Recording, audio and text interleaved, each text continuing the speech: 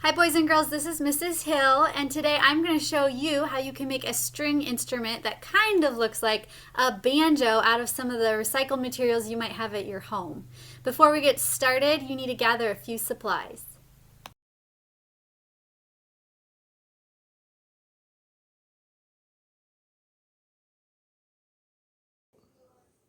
Okay, we're going to make a little strumming instrument, kind of like a banjo, and we're going to do that using a lid.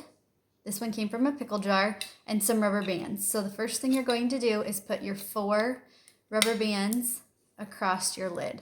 I got this green one from the newspaper, and I found these other rubber bands in a junk drawer.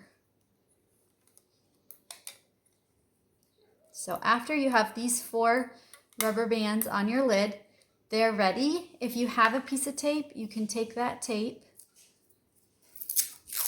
and tape it across the back of the lid to help the rubber band stay secure.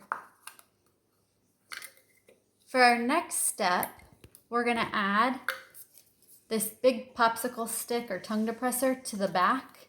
You can see how it kind of looks like a banjo. If you have Elmer's glue, that would work. If you have help from mom or dad, you could use a hot glue gun. That's what I'm going to use right now.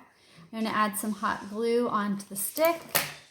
I'm going to set that on the back of my lid. I'm going to hold it and count to 10 and be careful not to get the hot glue on my fingers. And when I flip that over, I have a little banjo that when you listen really close, you can pluck and strum. Hey boys and girls, I had so much fun making this banjo with you today. I hope that you have fun making music at home. Remember, you can play it quiet by strumming or play it louder by plucking. Stay safe and we hope to see you back at school soon.